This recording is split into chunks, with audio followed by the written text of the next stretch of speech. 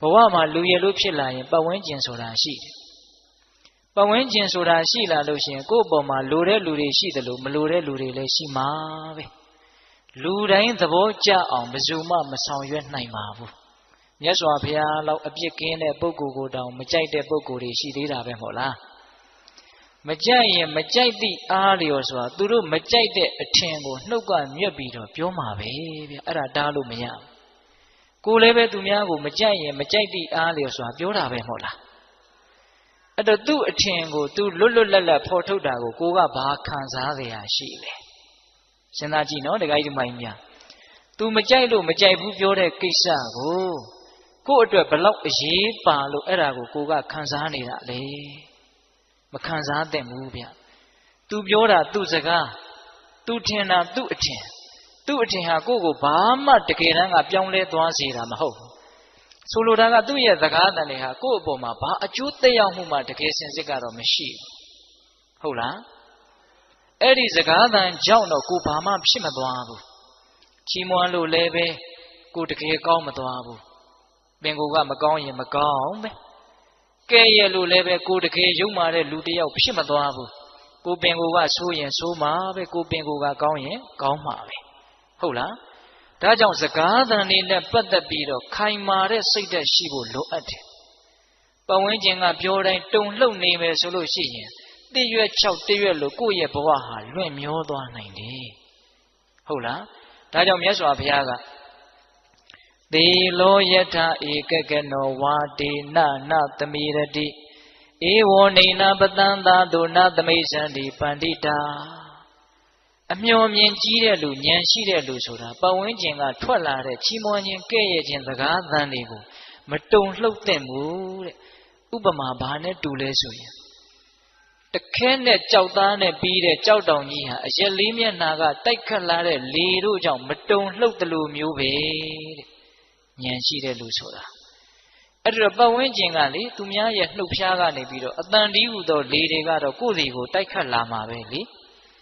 ကိုကအဲ့ဒါတုံလှုပ်နေမယ်ဆိုလို့ရှိရင်ကိုယ့်ရဲ့ဘဝဟာဘာမှခိုင်မာမှုမရှိတော့ဘူးအဲ့တော့သူများပြောတိုင်းခံစားမနေနဲ့ခံစားနေရင်ကိုယ်မှာဒေါသဖြစ်တဲ့အချိန်ကုန်တယ်ဘာအကျိုးမှမရှိမခံစားဖို့ရာကလည်းကိုကနှလုံးသွင်းမှန်ဖို့လိုသေးတယ်ဘယ်လိုနှလုံးသွင်းရမှာလဲဆိုတော့အဲ့ဒီစကားသံတက်ကြောင့်တော့ငါဘာမှပြောင်းလဲမသွားဘူးဆိုတဲ့အချက်သူကောင်းတယ်ပြောလို့လည်းတကယ်ကောင်းတာမဟုတ်သူဆိုးတယ်ပြောလို့လည်းကိုတကယ်ဆိုးသွားတာမဟုတ်ဘူးကိုကတော့ငကိုအတိုင်းပဲသူထင်တာသူ့အထင်ပဲလေသူပြောတာသူ့အပြောပဲလေဟုတ်လားတချို့ဒါကိုသဘောမပေါက်တော့ကဲ့ရဲ့တန်ကိုမခံနိုင်လို့ရှက်လွန်းလို့ဘဝကိုအဆုံးစီရင်သွားတဲ့လူတွေတောင်ရှိတယ်ဟုတ်လားချီးမွမ်းတဲ့တွေကိုမခံနိုင်လို့အောက်ခြေတွေလော့ပြီးတော့တဲဟုတ်တဲ့ငါပဲဆိုပြီးတော့မတူမတန်တယ်လို့ပတ်ဝန်းကျင်ကိုဆက်ဆံသည့်အထိမိုက်မဲတဲ့လူတွေရှိတယ်ချီးမွမ်းခြင်းကဲ့ရဲ့ခြင်းလေပြင်းကြားမှာမရှုမလားကြဆုံးသွားတာဟုတ်လားဒါကြောင့်ဘေးကဘာပြောဒါလေးနဲ့ပတ်သက်ပြီးတော့အတူယူစရာအားကျစရာလေးဦးဇင်းတို့ပြောပြခြင်းတယ်မြတ်စွာဘုရားလက်ထက်ကယဟန်တော်လေးတစ်ပါးတောရဆောက်တည်ပြီးတော့တောအုပ်ရဲ့တနေရာမှာသင်္ကန်းကျောင်းလေးဆောက်ပြီးတော့ရွာနဲ့မနီးမဝေးတည်င်းသုံးပြီးတော့နေတာ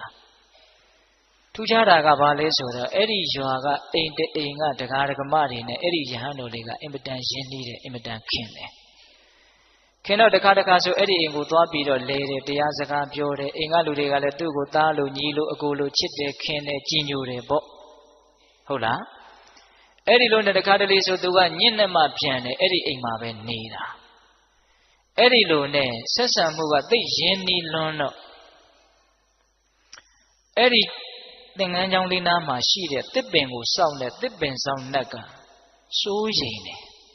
ဒီယဟန်လေးရဲ့ပုံမှာသူကမေတ္တာရှိတယ်ဗျဒီယဟန်လေးအဲ့ဒီအိမ်ကိုအင်မတန်ရင်းနှီးတာပဲရင်းနှီးလွန်းအားကြီးပြီးတော့ပျက်စီးသွားရင်တော့ဒုက္ခအဲ့ဒီလိုယဟန်တော်လေးအပေါ်မှာကောင်းစီခြင်းနဲ့စိတ်ရှိတဲ့အတွက်ကြောင့်ပျက်စီးမှဆိုးလို့ဆိုပြီးတော့အဲ့ဒီအိမ်ကိုမသွားအောင်ဆိုပြီးတော့ဘာလုပ်တယ်လဲဆိုတော့အဲ့ဒီနတ်က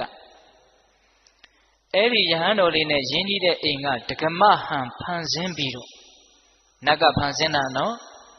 ဒကမဟန်ဖန်ဆင်းပြီးတော့အဲ့ဒီယဟန်တော်လေးစီကိုရောက်လာတယ်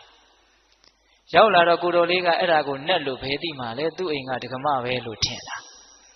အဲ့ဒီမှာဒကမကလျှောက်တယ်တဲ့အရှင်ဘုရားလမ်းစုံလမ်းကွာလမ်းလေးကွာလူတွေဆုံတိုင်းဆုံတိုင်းယထာစိတ်တွေမှာဥယျာဉ်တွေအပန်းဖြေတဲ့နေရာတွေမှာလူတွေစုပြီးတော့အရှင်ဘုရားနဲ့တပည့်တော်ကိုဘာလို့ညာလို့ပြောနေကြတယ်တဲ့ပိဋကရေဘယ်သူကပြောတာတော့နတ်ကပြောတာဘယ်သူပုံစံဖန်ဆင်းပြီးတော့ပြောနေတာလဲဒကမပုံစံဖန်ဆင်းပြောနေတာတော်ယုံတန်ယုံလူဆိုရင်အဲ့ဒီယဟန်တော်လေးနေရာမှာနေကြည့်ဘလောက်တုန်လှုပ်သွားမလဲဒကမကြီးကိုယ်တိုင်လာပြောနေတာနော်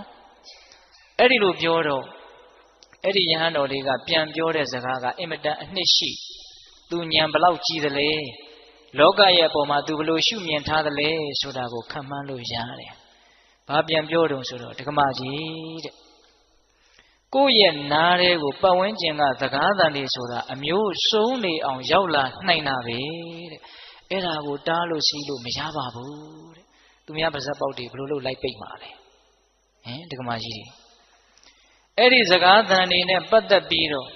တားလို့စီးလို့မရပါဘူးတဲ့သူဆက်ပြောတာလေးကသိစိတ်ဝင်စားစရာကောင်းတယ်ဒီနာထိုစကားကြောင့်မင်းခုမျက်နှာမသားမရသည်မှာဟုတ်တတ်ပါမဖြစ်ထိုက်ပါဘူးပတ်ဝန်းကျင်ကစကားသံတွေကြောင့်မျက်နှာမသားမရမဖြစ်ထိုက်ဘူးတဲ့နော်ဘာဆက်ပြောတော့ဒီနာဤထိုစကားသံတို့ကြောင့်ဒီနာထိုစကားသံတို့ကြောင့်အဟံငါသည်အဲ့ဒီစကားသံတွေကြောင့်ငါဟာဘာမှယုံညံ့သွားတဲ့ပုဂ္ဂိုလ်တယောက်ဖြစ်မသွားဘူးစကားသံတွေကြောင့်သူဘာမှယုံညံ့တဲ့လူတယောက်ဖြစ်မသွားဘူးစောစောကဥတင်ပြောခဲ့တဲ့အဓိပ္ပာယ်ပေါ့နော်စကားသံတွေကြောင့်တော့ကိုဟာယုံညံ့တဲ့လူဖြစ်မသွားဘူးပင်ကိုယ်ကကောင်းရင်ကောင်းမှာပဲပေါ့ဟုတ်လားအဲ့ဒီလိုယဟန်တော်လေးကပြောပြီးတော့တောထဲမှာမိဂဝါဒဆိုပြီးတော့လူတွေကိုအင်မတန်ကြောက်တဲ့သမင်ဟာအစာရှာစားရင်းနဲ့ချက်ခနဲ့ကြားတိုင်းခေါင်းထောင်ကြည့်ချက်ခနဲ့ကြားတိုင်းခေါင်းထောင်ကြည့်အတန်နဲ့ပတ်သက်ပြီးတော့အဲ့ဒါလောက်တုန်လှုပ်နေရင်ဘယ်မှာတည်ငြိမ်တဲ့စိတ်ရှိတဲ့လူလို့ပြောလို့ရမှာလဲတဲ့အတန်နဲ့ပတ်သက်ပြီးတော့အဲ့ဒါလောက်တုန်လှုပ်နေရင်တည်ငြိမ်တယ်လို့ပြောလို့မရဘူးမတည်ငြိမ်ဘူးဆိုလို့ရှိရင်လေးနဲ့တဲ့အသိဉာဏ်မဖြစ်နိုင်ဘူးပတ်ဝန်းကျင်ကစကားသံတွေကိုအမြဲတမ်းခံစားနေမယ်ဆိုရင်အသိဉာဏ်တူရဖို့အတွက်အနှောင့်အယှက်ဖြစ်တယ်ဗျဟုတ်လားတခါကြီးဒီမိုင်များဒါကြောင့်ရင့်ကျက်တဲ့လူတစ်ယောက်ဖြစ်တယ်ဆိုတာကိုပြသဖို့အတွက်ပတ်ဝန်းကျင်ရဲ့ကဲ့ရဲ့ရှုံချတဲ့စကားသံတွေကိုကြံ့ကြံ့ခံနိုင်တဲ့အတွေးတွေရှိဖို့မလိုဘူးလားလိုတယ်ဒါကြောင့်ဒကာဓမ္မတို့ဦးဇင်းတို့တွေမှာလူကြားထဲမှာနေရတာချစ်သူရှိသလိုမုန်းသူလည်းရှိမယ်ချီးမွမ်းတာရှိသလိုကဲ့ရဲ့တာလည်းရှိမယ်ဒါတွေနဲ့ပတ်သက်ပြီးတော့ငါဘာမှဖြစ်မသွားဘူးလို့နားလည်ပြီးတော့ဘာမှမဖြစ်တဲ့အရာတွေကိုဘာမှမဖြစ်တယ်လို့ပဲသဘောထားရမယ်ဘာမှအရေးမပါတဲ့အရာကိုအရေးသိပ်ပါတယ်လို့ထင်ပြီးတော့အဲ့ဒါကိုအချိန်ကုန်ခံပြီးတွေးမယ်ဆိုရင်ကိုယ့်ရဲ့ဘဝဟာယုံညံ့မှုတွေနဲ့နှင်မွန်းသွားနိုင်တယ်နော်ဟုတ်လားအေးဒါကြောင့်နံပါတ်1မုံလို့ပြောတဲ့စကားတွေကို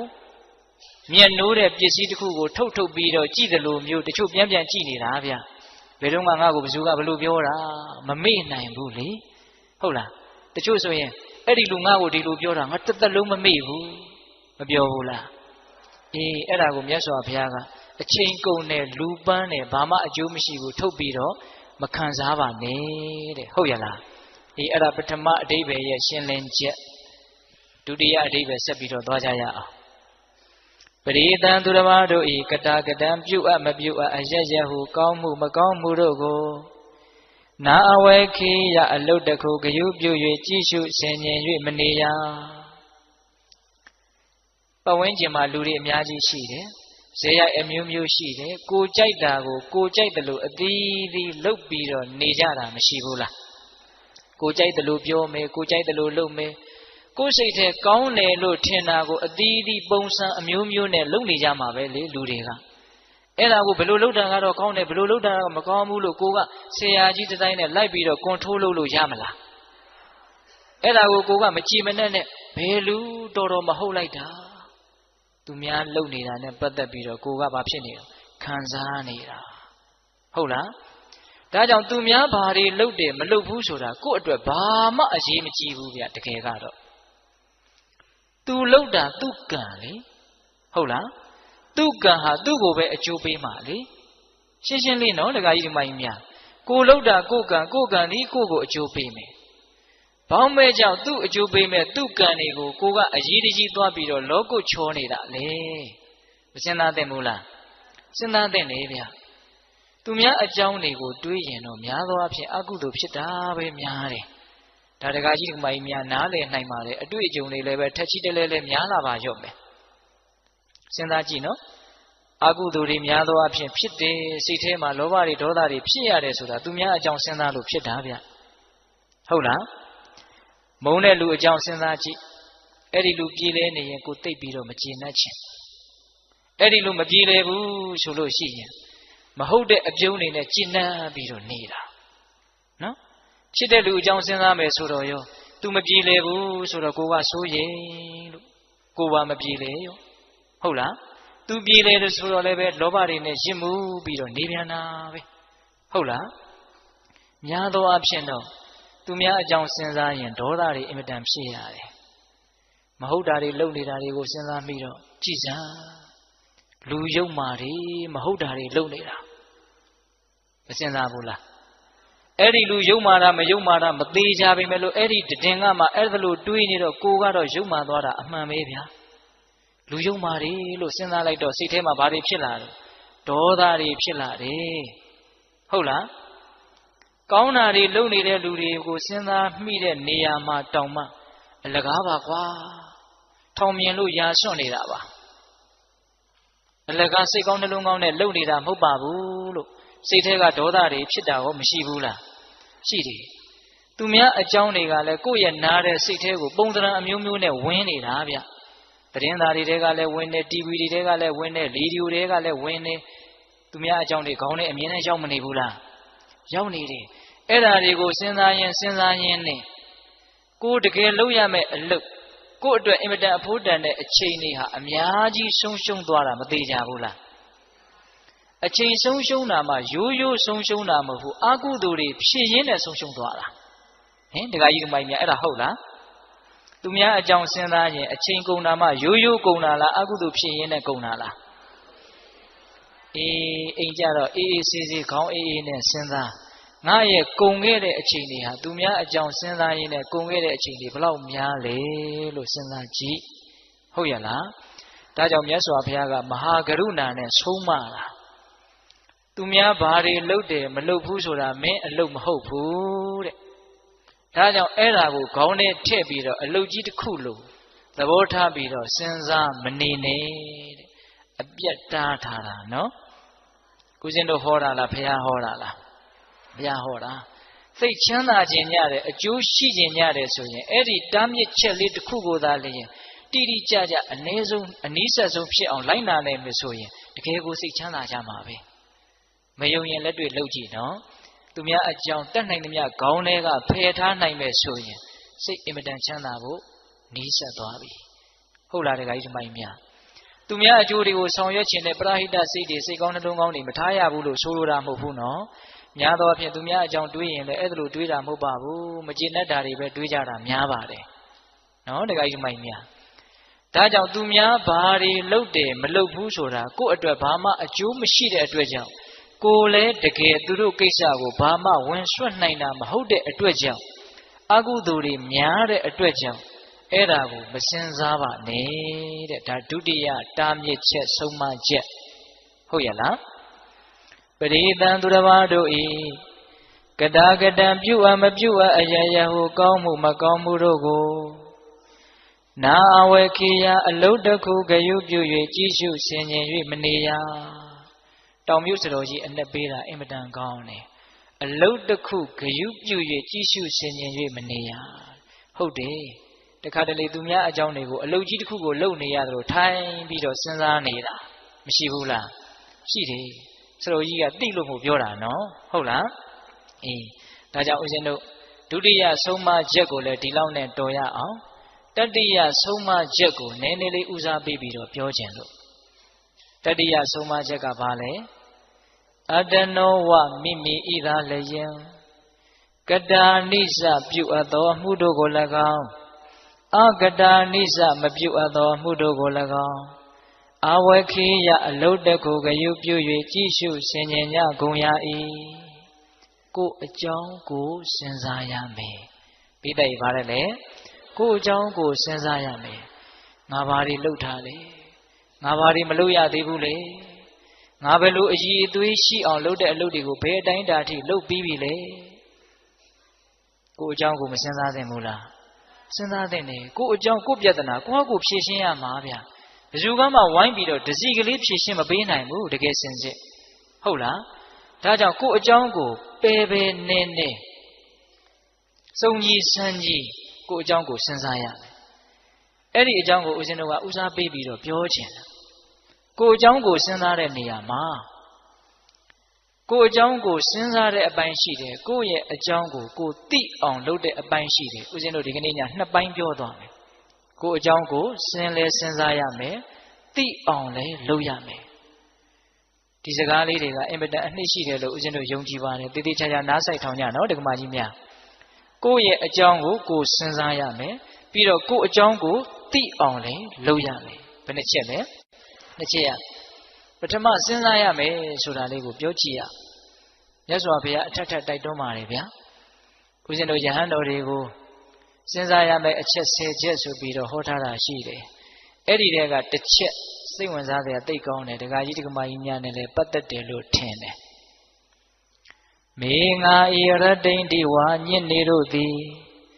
ကထံဘူတတအဘေတို့ဖြစ်ဖြစ်စဉ်ဝီတိဝတ္တန်တိကုံလွန်၍သွားကြကုန်တနီဣတိဤသို့ပပ္ပစိတေနာသာသနာဝန္တန်ရှင်ယဟန်တိအဘိနံနိညမပြပိစဝခိတဗ္ဗာတိဆင်ញင်တိုက်ကုန်၏ငါရဲ့နေ့တွေရက်တွေဟာဘယ်ပုံစံနဲ့အချိန်ကုန်ခဲ့တာလဲလို့ယဟန်ဖြစ်တဲ့ပုဂ္ဂိုလ်ဟာစဉ်းစားရမယ်စဉ်းစားတာမှအမြဲတမ်းစဉ်းစားရမယ်အဘိနံအမြဲတမ်းစဉ်းစားရမယ်တဲ့ဒကာကြီးဒကမကြီးများကမစဉ်းစားတတ်ဘူးလားစဉ်းစားတတ်တယ်ငါရဲ့နေ့တွေရက်တွေဘလို့ကုန်ခဲ့တာလဲတနည်းအားဖြင့်ငါရဲ့အသက်တွေဘလို့ကြီးခဲ့တာလဲပြန်စဉ်းစားကြည့်စမ်းအခုအသက်90ရှိပြီဘာတွေမေမေရရကိုယ့်အတွက်ထောက်ထောက်ခံခံဖြစ်မဲ့ကိစ္စတွေဘာတွေလုပ်ထားလဲဘာတွေခိုင်ခိုင်မာမာကို့မှာအသိဉာဏ်တွေရှိပြီလေဝိုးတော်ဝါဒရောင်ပေပေရောင်နာနာနဲ့အချိန်ကုန်ခဲ့တာများတယ်ဒီစကားကဘယ်သူကိုပြောလွဲခဲ့ပါတယ်ဗျာဘာကြောင့်လဲဆိုတော့သူလဲတူတူကိုလဲတူတူပဲလေဖြစ်တယ်လို့ပဲနေကြတာဗျာဒကာကြီးဒကမကြီးများဟုတ်လားအသက်တွေသာကြီးလာတာစိတ်ချရတဲ့ကျင့်တတ်ရတဲ့အားရှိစေတဲ့အသိဉာဏ်တွေရအောင်ဘယ်သူမှမလုပ်ရသေးတာများတယ်လုပ်ပြီးသားလို့အင်မတန်နေတယ်ကိုအားမရတော့မကျင့်တတ်သောလူတွေပဲများတယ်ဗေဒင်ဟောနေတာမဟုတ်ဘူးနော်အတက်ပြောနေတာဦးဇင်းတို့ကဟုတ်လားလူတော်များများဟာကိုအားမရဘဲနဲ့မကျင့်တတ်ဘဲနဲ့နေရတာဒကမကြီးများအဲ့ဒါဟုတ်လားသေချာစဉ်းစားကြည့်နော်ဘာပြုလို့အားမရဘဲနဲ့မကျင့်တတ်ဘဲနဲ့နေရလဲဆိုတော့အားရเสียရှိအောင်ကျင့်တတ်เสียရှိအောင်လုပ်မှမထားပဲကိုစိတ်ကအမှန်သိတယ်ဗျာကို့မှာအားရเสียမရှိဘူးဆိုရင်အားရတဲ့စိတ်ကဖြစ်မှာမဟုတ်ကို့မှာကျင့်တတ်เสียတကယ်မရှိဘူးဆိုရင်ကျင့်တတ်တဲ့စိတ်ကတကယ်ဖြစ်မှာမဟုတ်ဟုတ်ရဲ့လားဒါကြောင့်မြတ်စွာဘုရားကကိုအသက်ဘလို့ကြီးခဲ့တာလဲကိုရဲ့နေ့တွေရက်တွေလတွေဘလို့ကုန်ခဲ့တာလဲဆိုတာကိုလေးလေးနက်နက်စဉ်းစားသမ်းပါအရေးမပါအရာမရောက်တဲ့ကိစ္စတွေနဲ့ကုန်ခဲ့တာများတယ်ဗျဒကမကြီးတွေအဲ့ဒါဟုတ်လားများသောအားဖြင့်တော့သူများအကြောင်းတွေစဉ်းစားရင်းနဲ့အချိန်ကုန်ခဲ့တာအဲ့ဒါတွေကိုပြန်လဲတုံ့ပြန်ရင်းနဲ့အချိန်တွေကုန်ခဲ့တာနှမျိုးစရာမကောင်းဘူးလားဒါကြောင့်မြတ်စွာဘုရားကကိုယ်အကြောင်းကိုစဉ်းစားရမယ်ဘယ်လိုစဉ်းစားရမှာလဲငါဘာတွေလုပ်ပြီးပြီလဲငါဘာတွေမလုပ်ရသေးဘူးလဲအဲ့ဒီအလုပ်ကလည်းဘလောက်အဖိုးတန်တဲ့အလုပ်လဲဘလောက်အဖိုးမတန်တဲ့အလုပ်လဲဒါလည်းပဲအရေးကြီးသေးတယ်နော်အတနောဝမိမိဤသာလျင်ကတာနိစ္စပြုအပ်သောအမှုတို့ကို၎င်း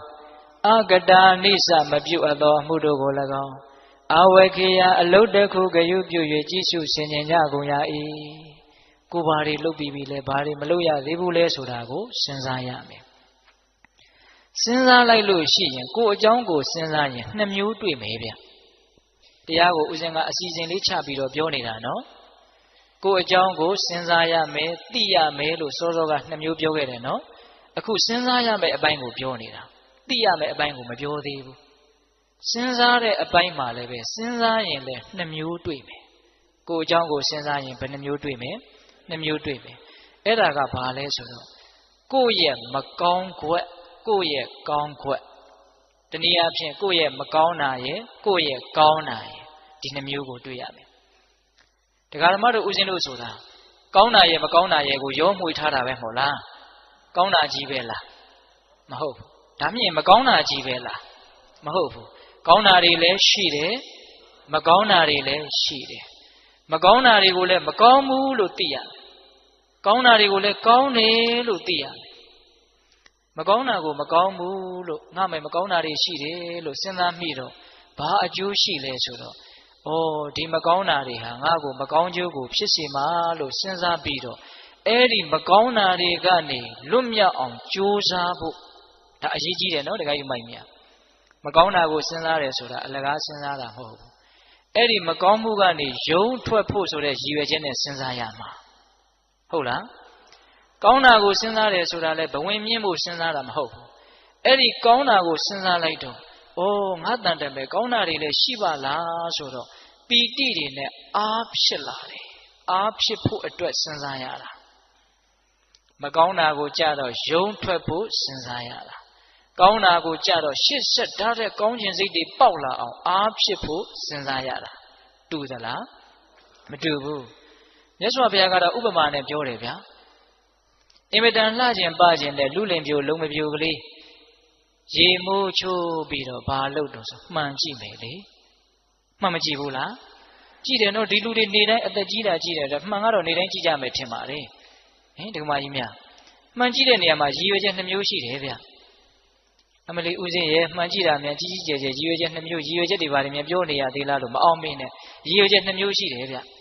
ဒီကမကြီးများမှန်နေတိုင်းကြည့်နေတာအဲ့ဒီရည်ရွယ်ချက်ကလေးပြောနိုင်မလားမသိ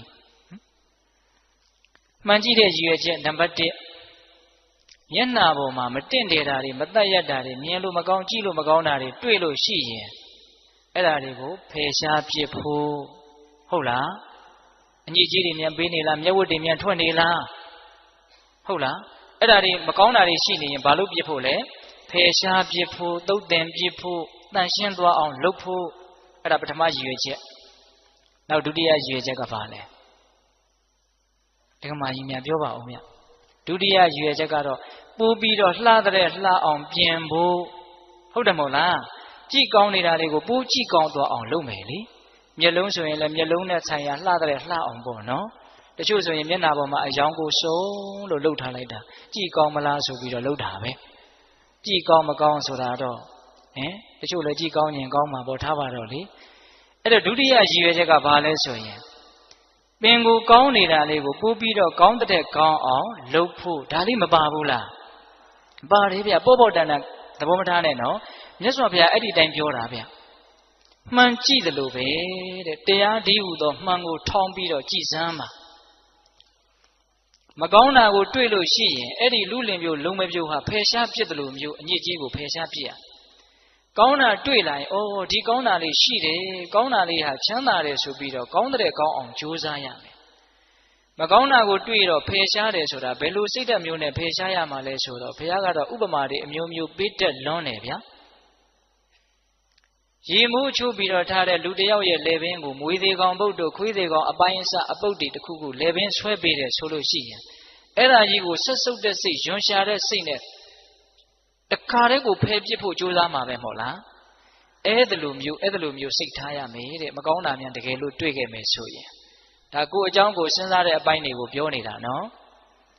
မြတ်စွာဘုရားကတော့အမျိုးမျိုးဟောပါတယ်ဦးဇင်းတို့ဒွေတာဝိတကသုတ်တံဆိုတာရှိတယ်ဗျအဲ့ဒီမှာမကောင်းတဲ့အတွေးတွေမကောင်းတဲ့အကြံတွေမကောင်းတာတွေတွေ့ရင်တဲ့မြတ်စွာဘုရားကစဉ်းစားပါတယ်တဲ့ဘယ်လိုစဉ်းစားလဲဆိုတော့ဒီမကောင်းတာကြီးဟာငါအတွက်လည်းအကျိုးမရှိဘူးသူများအတွက်လည်းအကျိုးမရှိဘူးဟုတ်လားအေးဆင်းရဲစေတဲ့ပင်ပန်းစေတဲ့ငြိမ်းချမ်းဖို့မဖြစ်ဘူးလို့တွေးပြီးတော့သူပယ်လိုက်တာပဲတဲ့အဲ့ဒါလိုတွေးလိုက်လို့ရှိရင်ရော့သွားတယ်မကောင်းတဲ့စိတ်တွေဟာ နွားကြောင်းတဲ့နွားကြောင်းသားဟာသူများရဲ့စိုက်ခင်းတွေကိုမစားဖို့နွားကိုဂယုတစိုက်တခါတည်းဒုတ်တွေပါနေနဲ့ပြစ်ခတ်ပြီးတော့ထိန်းချောင်းတယ်လို့မျိုးပါပဲတဲ့မကောင်းတဲ့အတွေးတွေမကောင်းတဲ့စိတ်ဓာတ်တွေအဲ့ဒီရဲ့အန္တရာယ်ကနေကာကွယ်လိုက်ရတာသဘောပေါက်တယ်နော်အေးဒါကြောင့်မကောင်းတာတွေ့ရင်လွတ်မြောက်ဖို့ဆိုတဲ့စိတ်ကူးနဲ့ကိုယ်အကြောင်းကိုစဉ်းစားရတယ်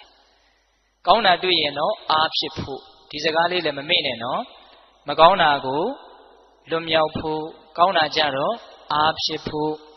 အဲ့ဒါလေးနဲ့ပတ်သက်ပြီးတော့ဒကာဓမ္မတို့ဦးဇင်းတို့တွေနီးယူစရာလေးအတုယူစရာလေးဇတ်တော်လေးတစ်ခုပြောပြမယ်ကိုမကောင်းတာကိုကိုမြင်ပြီးတော့ကိုမကောင်းတာကိုသိပြီးတော့အဲ့ဒီမကောင်းမှုကနေယုံထွက်သွားကြတဲ့သူတော်ကောင်းတွေရဲ့အကြောင်းတခုသောဘဝတုန်းကဦးဇင်းတို့ရဲ့ဖရာလောင်ကြီးပစ္စည်းဥစ္စာသိပြီးတော့အင်မတန်ကြွယ်ဝတဲ့တထေးသားတစ်ယောက်ဖြစ်တယ်အိမ်တော်တွေဘာတွေကြာပြီးတော့နောက်တော့လူဘဝနဲ့စင်ကြယ်တဲ့အကျင့်ကိုကျင့်ဖို့မလွယ်ဘူးလို့နားလည်ပြီးတော့ပိုင်ဆိုင်မှုတွေပတ်သက်မှုတွေကိုအကုန်စွန့်ပြီးတော့တောထဲမှာရသေးဝစ်ပြီးတော့နေတာနှစ်ပေါင်းများစွာကတိုင်းပရိကံကိုစ조사အားထုတ်ပေမယ်လို့ဦးဇင်းတို့ဖရာလောင်ကြီးဇံအဘိညာဉ်မရရှာဒီပြင်ဇတ်တော်တွေထဲဆိုရင်မကြခင်မှာပဲဇံအဘိညာဉ်ရတယ်လို့တွေ့ရတယ်အဲ့ဒီဇတ်တော်မှာမရဘူးဘာကြောင့်မရသလဲဆိုတော့ဦးဇင်းတို့ဘုရားလောင်းကြီးကသူ့ရဲ့အမျိုးမြတ်တာကိုအကြောင်းပြုပြီးတော့မာနအင်မတန်ကြီးတယ်တဲ့ပိဋိဘာကြောင့်ဇံမရတာတော့မာနကြီးလို့တဲ့အဲ့ဒါတောထဲမှာတရားတော်အထုတ်နေတာပဲတရားကမရဘူးအဲ့ဒါဒီနေ့တော့ဥပုပ်နေ့ဒီနေ့မှာသူ့ရဲ့ကြောင်းထဲကိုကြောင်းဝင်းထဲကိုတိရစ္ဆာန်၄ကောင်ရောက်လာတယ်အဲ့ဒီတိရစ္ဆာန်၄ကောင်ကဥပုပ်စောက်မယ်ဆိုတဲ့ရည်ရွယ်ချက်နဲ့ရောက်လာတာအခိုက်အတန့်တိရစ္ဆာန်ဖြစ်နေပြီမလို့အဲ့ဒါသူတော်ကောင်းအလောင်းအလျာတွေအဲ့ဒီတိရစ္ဆာန်တွေကပထမဘယ်သူရောက်လာလဲဆိုတော့အရှင်အနုရုဒ္ဓဖြစ်လာမဲ့ခိုကလေးရောက်လာတယ်အဲ့ဒီခိုကလေးကဘယ်နဲ့ကြောင့်ရောက်လာတော့ဆိုတော့အဲ့ဒီဥပုပ်နေ့နနက်ခင်းမှာသူကအစာရှာတယ်သူ့ခိုမကလေးနဲ့အစာရှာတယ်အဲ့ဒီလိုအစာရှာနေတော့ကောင်းငင်ကစွန်တကောင်ကအဲ့ဒီခိုကိုလမ်းပြီးတော့တုတ်တာခိုမာလေးကကန်ဆိုးတော့သိမ့်ရဲ့စွန်ရဲ့လက်သေးကြားမှာပါသွားတာအဲ့ဒါခေါင်းဖြတ်ပြီးတော့သွေးတန်ရည်ရစားပလိုက်တယ်အဲ့ဒီမှာဦးဇင်းတို့ရှင်အနုရုဒ္ဓဖြစ်လာမဲ့ခိုကလေးကတဏှာကနေကြည်ပြီးတော့အင်မတန်စိတ်ဆင်းရဲတဲ့ပူလောင်တဲ့သူခံစားရတယ်ငါခိုမာလေးတည်သွားပြီမရှိတော့ဘူးအဲ့ဒါနဲ့သူအစာဆက်ရှာလို့မရဘူးအင်မတန်ဆင်းရဲတယ်အဲ့ဒီမှာ तू စဉ်းစားတယ်တဲ့ဘာစဉ်းစားတော့ဆိုတော့ဒီလောက်ပူလောင်တဲ့ဆင်းရဲဘာကြောင့်ဖြစ်တယ်လဲလို့စဉ်းစားတယ်တဲ့ဦးဇင်းကဒါလေးတွေကိုသဘောကျတာဗျစိတ်တွေဆင်းရဲလာပြီဆိုရင်ရက်ပြီးတော့နည်းနည်းလောက်စဉ်းစားကြည့်စမ်းပါတရားခံရှာတာနော်ဒါဘာကြောင့်ဆင်းရဲတာလဲဒါလေးစဉ်းစားတဲ့အဲ့ဒီတော့အဲ့ဒီခိုလေးကဉာဏ်ရှိတဲ့ခိုကလေးဆိုတော့အဖြေမှန်တွေ့တယ်ဩငါရဲ့ခိုမရဲ့အပေါ်မှာမပြတ်သားတဲ့တန်ရောစဉ်အနှောင်အဖွဲကြောင့်ငါစိတ်ဆင်းရဲရတာကိုစွန်ရဲကြောင့်စိတ်ဆင်းရဲတာလို့ဒီလိုအဖြေမှားမတွေ့ဘူးနော်ခိုမလေးသေလို့စိတ်ဆင်းရဲတာလို့လည်းဒီလိုအဖြေမှားမတွေ့ဘူးနော်ဒီပြင်ခိုမတွေလည်းသေနေတာပဲဗျအဲ့ဒါသေတော့ तू စိတ်ဆင်းရဲလားမဆင်းရဲဘူးဘသူခိုသေလို့ तू စိတ်ဆင်းရဲတာလဲငါခိုသေလို့စိတ်ဆင်းရဲတာအဲ့ဒီငါခိုးဆိုတာကိုကစပြီးတော့ဆက်သွယ်မှုတန်ရောစဉ်ပေါ့ဗျာဟုတ်လားအဲ့ဒီတော့အဲ့ဒီတန်ရောစဉ်တဏှာတရားကြောင့် तू စိတ်ဆင်းရဲတာလို့အကြောင်းမှန်ကိုတွေ့တော့ तू အကြောင်း तू စဉ်းစားတာနော်ဒကမာကြီးများဒီတဏှာတန်ရောစဉ်ကိုငါပေတတ်မယ်နှိပ်ကွမယ်ဆိုတဲ့စိတ်နဲ့အဲ့ဒါဦးဇင်းတို့ဘုရားလောင်းရဲ့အကြောင်းကိုရောက်လာတာတဲ့သူ့ရဲ့ဥပုသ်ဆောင်ခြင်းရည်ရွယ်ချက်တဏှာတန်ရောစဉ်တွေကိုစွန့်ခွာဖို့နှိပ်ကွဖို့အနိုင်ယူဖို့ဆိုတဲ့ရည်ရွယ်ချက်နဲ့အကြောင်းကိုရောက်လာတာဥပုသ်တွေဥပုသ်ဆောင်ကြတဲ့အခါမှာဒီလိုရည်ရွယ်ချက်လေးတွေရှေးတုန်းကရှိခဲ့ဘူးတယ်ဆိုတာလေးကိုသတိထားဖို့မလိုဘူးလားလိုတယ်အဲ့ဒါကခိုးရဲ့ရောက်လာခြင်းအကြောင်းနောက်ထပ်ရောက်လာတာကမွေတကောင်ရောက်လာတယ်အဲ့ဒီမွေကရှင်သာရိပုတ္တရာဖြစ်လာမဲ့မွေသူကဘာလို့ရောက်လာတော့ဆိုတော့တောထဲမှာသူ့နေရာသူနေတာပါပဲအဲ့ဒါအဲ့ဒီရွာနီးနားကလူတွေက တကူလုံးဆွတ်ဆွတ်ဖြူနေတဲ့နွားလားဥတ္တဖကြီးကိုပန်းနေပန်းဆေးရောင်စုံတွေချဲပြီးတော့ပူဇော်ကြတာတဲ့ဗျာဥစီဘုံမောင်းနေတီးပြီးတော့အဲ့ဒါနွားကြီးကလည်းပျော်လွန်းလို့ခုံပေါက်ပြီးတော့တခါလဲဂျိုတွေပါတွေသွေးခွာတွေပါတွေရက်တော့စောစောတုန်းကအိတ်နေတဲ့မွေရဲ့အမီးကိုတက်နေမိတာအဲ့ဒီမှာစိတ်တူပြီးတော့ဒေါသကိုမထိန်နိုင်မဲနဲ့အဲ့ဒီနွားကြီးကိုပေါက်လိုက်တာအဲ့ဒီနွားကြီးဟာအဲ့ဒီနားတင်ပွဲချင်းပြီးသေချတယ်နွားကြီးသေတော့လူတွေကလည်းပဲဟာနွားကြီးသေတယ်ဆိုစိတ်မကောင်းဖြစ်တဲ့လူကဖြစ်ငိုတဲ့လူကငိုဒီလိုဖြစ်တယ်အဲ့ဒါကိုတဏှာကနေမွေကကြည်ပြီးတော့ဩကြည်စမ်းနွားကြီးလည်းသေရလူတွေလည်းစိတ်မကောင်းဖြစ်ရတယ်ငါလည်းပဲငါလှုပ်ရဲ့အတွက်စိတ်မချမ်းမသာဖြစ်ရတယ်ဒီလိုအကျိုးနည်းမှုတွေစိတ်ဆင်းရဲမှုတွေဘာကြောင့်ဖြစ်တာလဲလို့သူကလည်းအကြောင်းရှာတယ်သူအကြောင်းသူတွေးနေတာနော်အဲ့ဒီမှာအဖြေတွေ့တယ်ငါရဲ့ဒေါသငါရဲ့မထိန်နိုင်မသိနိုင်တဲ့ဒေါသအဲ့ဒီဒေါသကြောင့်ငါသူတစ်ပါးနှစ်ဦးသားဆင်းရဲသွားကြတာဒီဒေါသကိုငါနှိပ်ကွပ်မယ်ဆိုပြီးတော့သူကအကြောင်းကိုရောက်လာတာဥပုသ်ဆောင်ခြင်းရဲ့ရည်ရွယ်ချက်လေးတွေကောင်းတယ်နော်ဒီနေရာမှာပြောတာကတော့ကိုယ်အကြောင်းကိုစဉ်းစားကိုယ်မကောင်းမှုကနေကိုယ်လွတ်အောင်ယုံတာဆိုတာလေးကိုပြောနေတာဟုတ်လားနောက်ရောက်လာတာကမြေခွေးရှင်မဟာမောက္ကလံဖြစ်လာမဲ့မြေခွေးဘယ်နဲ့ကြောင့်ရောက်လာလဲဆိုတော့သူကတနေ့အစာရှာထွက်တယ်စင်သေးကြီးတကောင်တွေ့တယ်အဲ့ဒါသူကြိုက်ကြည့်တယ်ဘလို့မှကြိုက်လို့မရဘူးစင်ကြီးကသေးနေတာကြတော့မာတောင်းပြီးတော့နေတာနှာမောင်းကြိုက်လို့မရခြေတော့ကြိုက်လို့မရဗိုက်ကြိုက်လို့မရအဲ့ဒါနဲ့ပေါင်ကြားတဲ့ကိုကြိုက်လိုက်တော့ကြိုက်လို့ရတယ်အဲ့ဒါနဲ့အဲ့ဒီဝိဆမဲ့အပေါက်ကနေပြီးတော့ဗိုက်ထဲကိုဝင်သွားတာအဲ့ဒီမြေခွေးကအဲ့ဒါရေစာရင်သွေးကိုတောက်အစာရှာအစာစားလို့ရှိရင်ကလေးစားတွေကိုစားပြီးတော့အဲ့ဒီထဲမှာပဲအိပ်ပြီးတော့နေတာဗျာအဲ့ဒါနေကြီးကကြစ်ကြစ်တော့ပူတဲ့အခါကျတော့သူဝင်ခဲ့တဲ့အပေါက်ကြီးကရှုံးပြီးတော့တဖြည်းဖြည်းနဲ့ပိတ်သွားတာပိတ်သွားတော့မှောင်မဲပြီးတော့သူအဲ့ဒီမှာကြောက်ကြောက်လန့်လန့်နဲ့အတင်းတိုးထွက်တယ်ဘယ်လိုမှထွက်မရဘူးအဲ့ဒါနဲ့အဲ့ဒီထဲမှာသူလန့်ကြောက်ပြီးတော့တရက်နှစ်ရက်သူနေရတယ်အင်မတန်ထွက်ချင်တယ်အဲ့ဒါကံကောင်းတော့မိုးကြီးကပြုံးနဲ့ရွာချတော့အဲ့ဒီအပေါက်ကြီးကပြန်ပွားပြီးတော့ပွင့်သွားတယ်အဲ့ဒါအပေါက်ကြီးကျေအောင်သူမစောင့်နိုင်ဘူးအလောတကောအတင်းတိုးထွက်တာတိုးထွက်တော့အရေခွန်တွေပါတွေစုပ်ပြက်ပြီးတော့အမွှေးတွေပါတွေကျွတ်ပြီးတော့သွေးတန်ရဲနဲ့ကြီးကျယ်တဲ့ဆင်းရဲကိုသူခံစားရတယ်တဏှာရောက်မှအဲ့ဒီဆင်းကြီးကိုသူကြည့်ပြီးတော့ကြည်စမ်းဆင်းရဲလိုက်တာဒီစိတ်ရဲ့ဆင်းရဲကိုယ်ရဲ့ဆင်းရဲဘာကြောင့်ဖြစ်တယ်လဲတဲ့သူအကြောင်းသူစဉ်းစားတာအဲ့ဒီတော့ဘာတွေ့လဲဆိုတော့မစင်မချင်းလိုချင်တဲ့လောဘဘာကိုသွားတွေ့လဲလောဘကိုသွားတွေ့တာဒီလောဘကြောင့်ငါဆင်းရဲရတာဒီလောဘကိုငါနှိပ်ကွပ်မယ်ဆိုပြီးတော့သူကအကြောင်းကိုရောက်လာတာနောက်ထပ်စတုထမြောက်ရောက်လာတာကဝက်ဝင်ကြီးရှင်မဟာကတ္တပဖြစ်လာမဲ့ဝက်ဝင်ကြီးဘယ်နဲ့ကြောင့်သူကရောက်လာလဲဆိုတော့သူ့တောထဲမှာစားလျာတွေဒီလောက်များနေတာကိုသူကဘယ်လိုစဉ်းစားလဲဆိုတော့လူတွေနေတဲ့ရွာတဲ့ရက်ထဲကိုသွားပြီးတော့အစာရှာရရင်ကောင်းကောင်းမွန်မွန်ဘာလေးများတွေ့မလဲမသိဘူးဆိုပြီးတော့လူတွေနေတဲ့ရွာထဲကိုသွားပြီးတော့အစာရှာတာအဲ့ဒီမှာလူတွေကဒုတ်တွေခဲတွေဓာတ်တွေနဲ့သူ့ကိုလိုက်ကြတာဝက်ဝင်ကြီးဆိုပြီးတော့စားမယ်ဆိုတော့လိုက်တာအဲ့ဒါဝက်ဝင်ကြီးပြေးရတယ်ပြေးရင်းနဲ့ပေါက်လိုက်တဲ့ခဲတလုံးကသူ့ရဲ့ခေါင်းကိုမှန်းပြီးတော့ခေါင်းဟက်တက်ကွဲတယ်သွေးဆက်လက်နဲ့ဆက်ပြေးတယ်ကံကောင်းတော့လွတ်သွားတယ်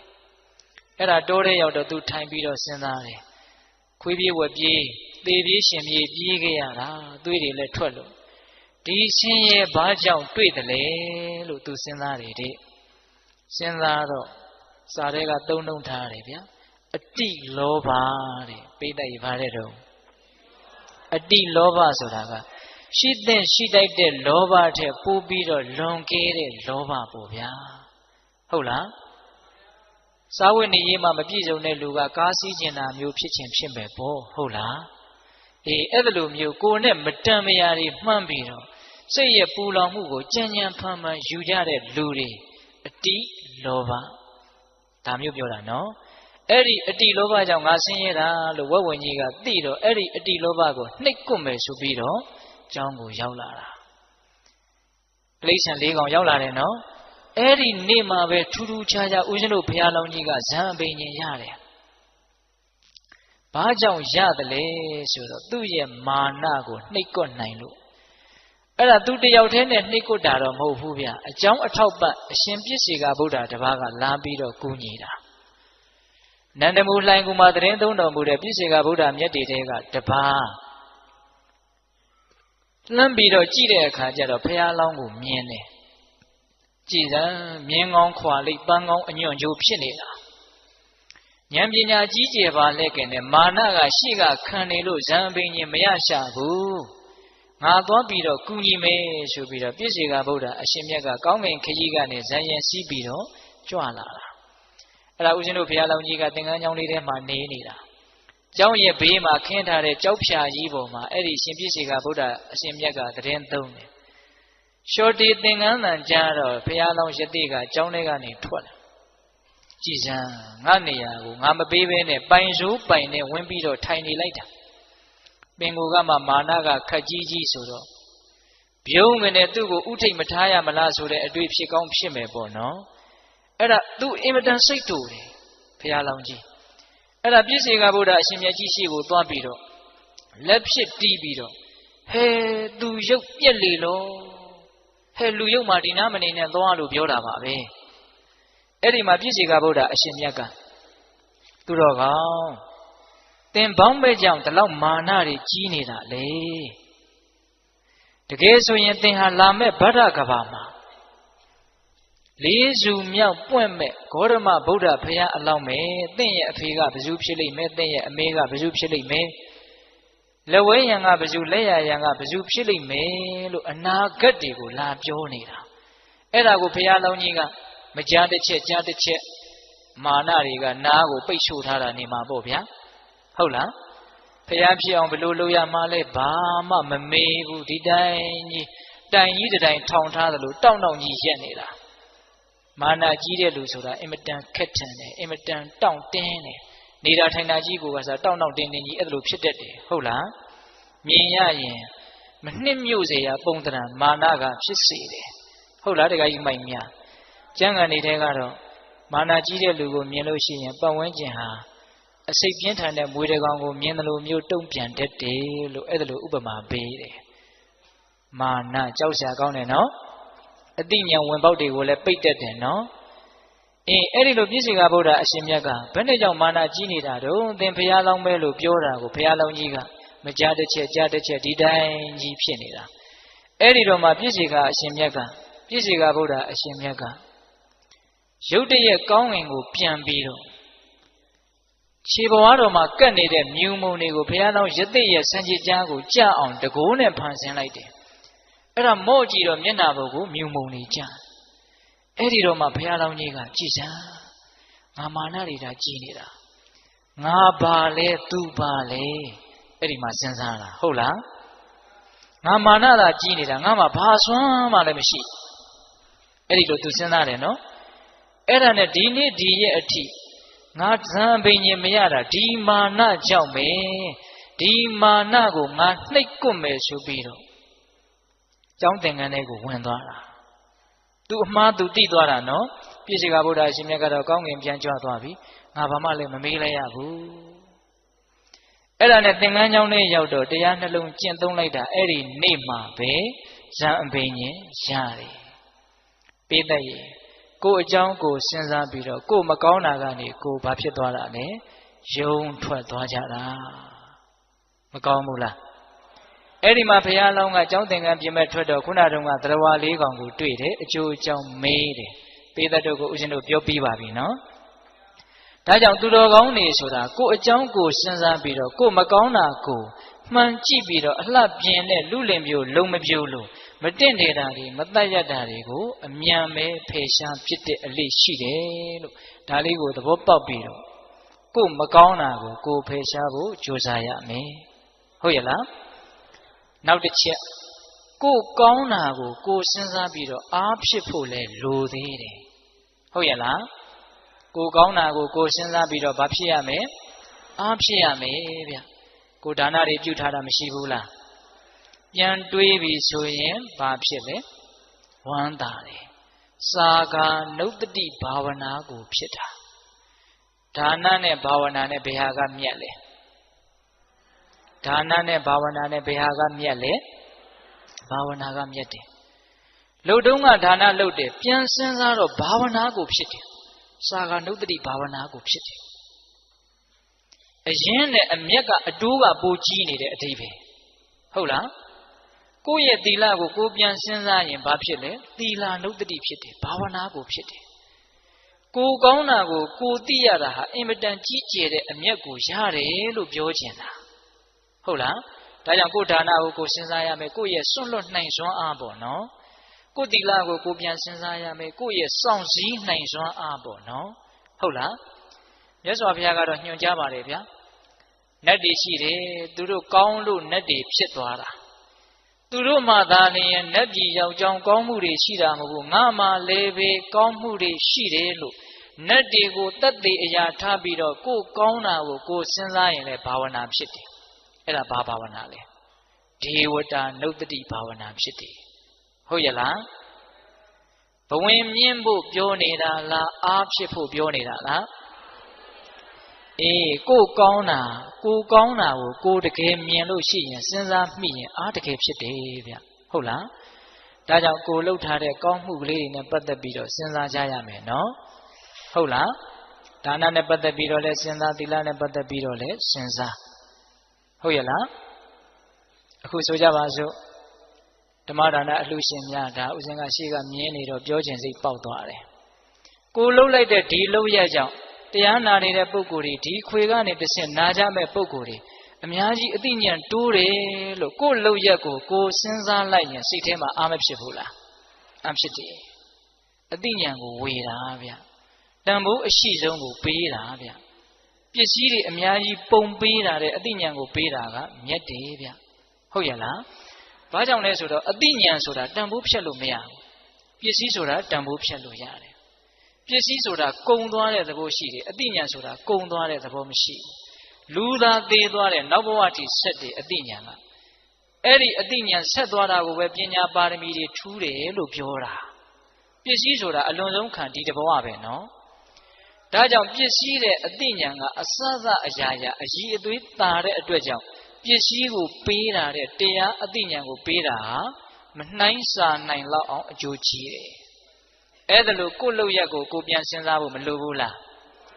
အဲ့ဒီလိုစဉ်းစားရင်ဘာဖြစ်မလဲ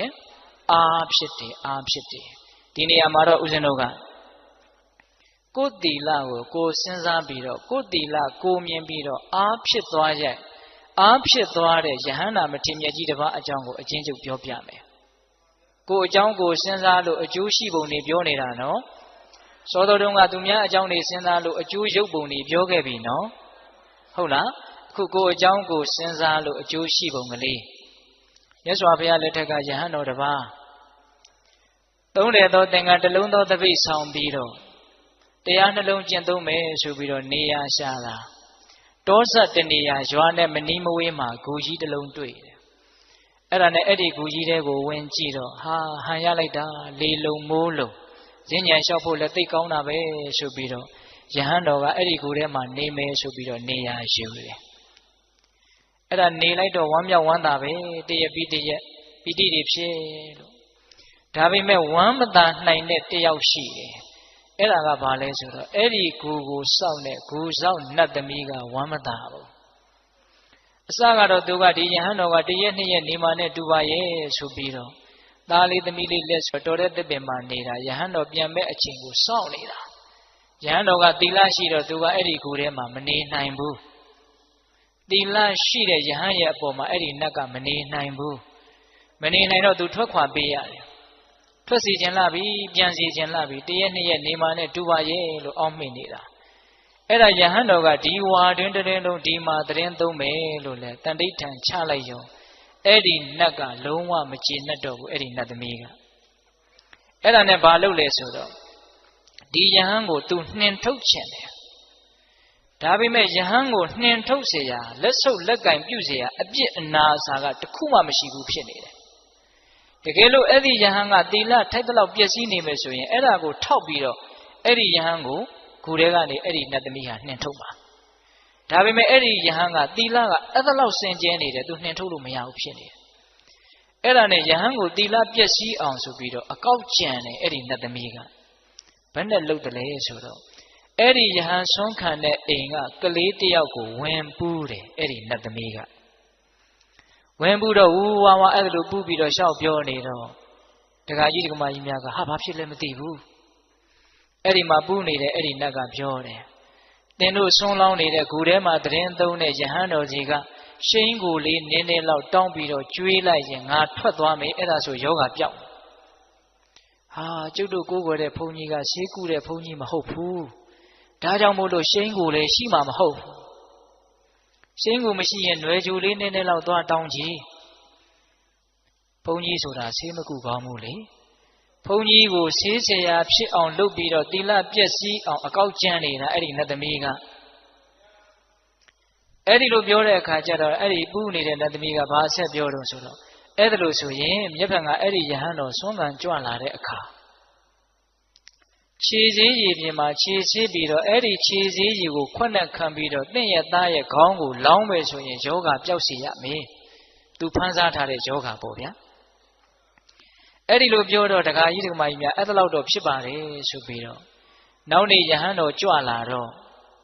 အဲ့ဒီလိုပြောတော့နတ်ကခွာသွားရောပေါ့ဟုတ်လားနောက်နေ့ယဟန်တော်ကြွလာတော့အဲ့ဒီယဟန်တော်ရဲ့ခြေထောက်အစုံကိုရေဆေးပြီးတော့အောက်ကခြေသေးရေခံထားတယ်ခံထားပြီးတော့သူ့သားရဲ့ခေါင်းကိုလောင်းပေးတယ်ယဟန်တော်ကတော့ဘာလို့လုံမှန်းတော့မသိပါဘူးခြေသေးရေယူတော့ယူသွားပေါ့သူဘာမှမသိပဲကိုဟုတ်လားအဲ့ဒါနဲ့ဆုံးခံဆုံးဖုံးပေးပြီးတော့သူ့ဂူထဲကိုပြန်ကြွလာတော့ဂူဘဝမှာအဲ့ဒီနတ်သမီးကခက်တီတီရက်ပြီးတော့လက်ညှိုးငေါက်တောက်ထိုးတယ်တဲ့ယဟန်တော်ကိုနှုတ်ကလည်းမြွက်ပြီးတော့ပြောတယ်တဲ့ဘယ်လိုပြောလဲဆိုတော့ဆေးဆရာကြီးဂူထဲကိုမလာခဲ့ပါနဲ့လို့အဲ့ဒါလိုပြောတယ်တဲ့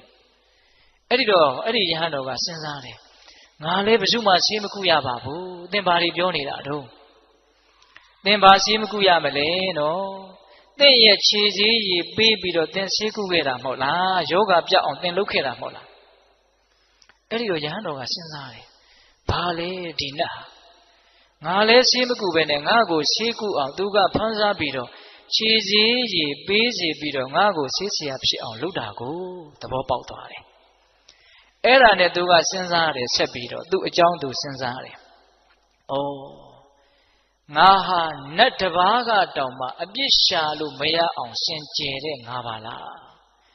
ငါကိုအပြစ်ရှိအောင်ကြံဖန်ပြီးတော့သူလုပ်ရတယ်အဲ့ဒါနဲ့သူဆက်ပြီးတော့ဇက်တိုက်ကြီးဆက်ပြီးတော့စဉ်းစားတယ်ငါသိမ်ဝင်ပြီးတော့ယဟန်ဖြစ်တဲ့အချိန်ကစပြီးတော့ငါပဲသိခါဖို့မှာစေတနာနဲ့တကွလွန်ကျူးခဲ့တာမရှိဘူးငါသီလသိစင်ကြယ်တာပဲပီတိတွေဖြစ်လာပြီနော်ပိဋကရဲ့သူ့ရဲ့ကောင်းတဲ့အချက်ကိုသူစဉ်းစားမိသွားပြီနော်အဲ့ဒါဆက်ပြီးတော့စဉ်းစားရင်းနဲ့ပီတိတွေကသိပ်ပြီးတော့ဖြစ်လာတော့အေးချမ်းမှုဆိုတဲ့ပတ္တိကိုကူးသွားတယ်ကိုယ့်ရဲ့သီလပြည့်စုံတာကိုစဉ်းစားမိတော့ပီတိဖြစ်တယ်ပီတိကနေပတ္တိဖြစ်တယ်ဂွင်းဆက်မပြတ်စေနဲ့နော်လေးနဲ့တာလေးဆက်ပြောတော့မှာဟုတ်လားပတ္တိဖြစ်လာတော့ငြိမ်းအေးလာတော့ဘာဖြစ်တုံဆိုတော့ဒုက္ခချမ်းသာလာတယ်ပီတိဖြစ်တော့ပတ္တိဖြစ်တယ်ပတ္တိဖြစ်တော့ဒုက္ခဖြစ်တယ်ချမ်းသာလာတော့တည်ငြိမ်လာတယ်ဒုက္ခဖြစ်ရင်တမာတိဖြစ်တယ်တမာတိဆိုတာချမ်းသာမှဖြစ်တာဗျစိတ်ချမ်းသာလာမှတည်ငြိမ်တာစိတ်ဆင်းရဲနေဘယ်တည်ငြိမ်ပါလဲရောက်ရက်ခတ်နေပြီဟုတ်လားတည်ငြိမ်လာပြီတမာတိဖြစ်လာပြီဆိုတော့ယထာဘူတဟုတ်သည့်အတိုင်းမှန်သည့်အတိုင်းမြင်လာတယ်စိတ်ကငြိမ်မှမှန်တာကိုမှန်တဲ့အတိုင်းမြင်တာဟုတ်လား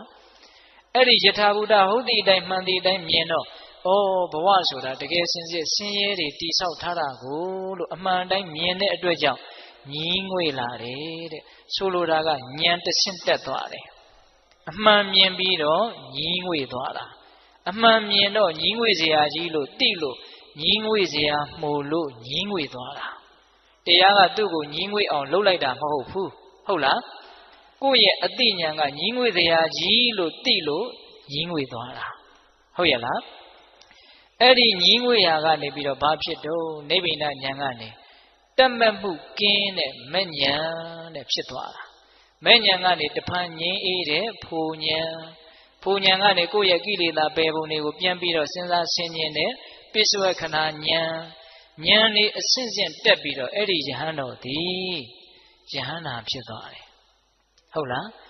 ကိုကောင်းတာကိုမြင်ပြီးတော့အားတွေအဆင့်ဆင့်တက်ပြီးတော့အည်အသွေးတွေအဆင့်ဆင့်မြင့်မသွားဘူးလား